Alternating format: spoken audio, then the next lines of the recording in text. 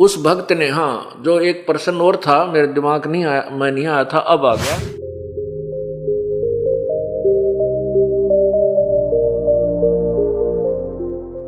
उस भक्त ने, हाँ, जो एक प्रश्न और था मेरे दिमाग नहीं आया, मैं नहीं आया था, अब आ गया।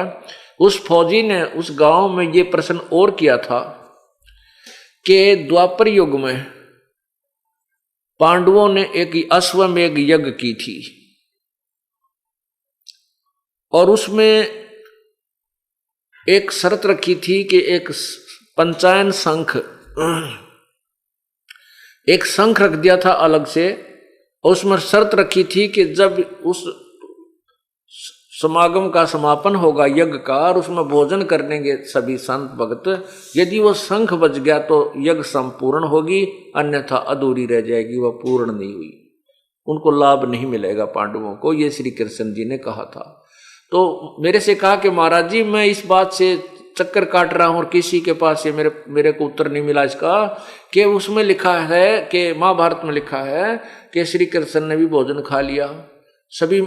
वशिष्ठ मुनि जैसी तोब वहां बैठी थी उनने भी भोजन खा लिया,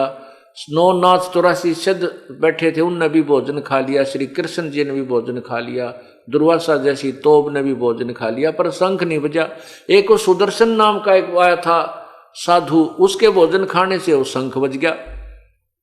अब मैं प्रश्न करता हूं भाई, उस सुदर्शन में इसी शक्ति कितना आ गई जो श्री कृष्ण में भी ना थी,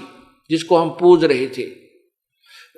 रहे हैं, तो किसी मंडलेश्वर के पास ये जवाब नहीं था, वो कह देते थे श्री कृष्ण जी की लीला थी। अरे कमाल की बात है, श्री कृष्ण ने खुद रोटी खा ली, खाना खा लिया, जब वह लीला की कहां गई थी? मेरे यह बात गले नहीं उतरी, तब मैंने उसको ये कथा सुनाई कि पूर्ण परमात्मा ऐसे ऐसे आए थे, उन्होंने ये तत्व ज्ञान दिया था, और इस सत्य नाम की भक्ति से ये भक्त में ऐसी सिद्धि शक्ति आ जाती है, ऐसी उनके अंदर भक्ति कमाई बन जाती है। तब उस भक्त ने उपदेश लिया, उस फौजी ने उपदेश लिया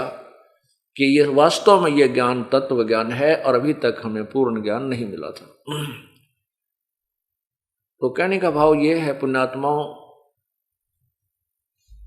कि जब तक इस प्राणी का संत से दूर नहीं होगा ये भक्ति नहीं कर सकता, डगमग होता रहेगा।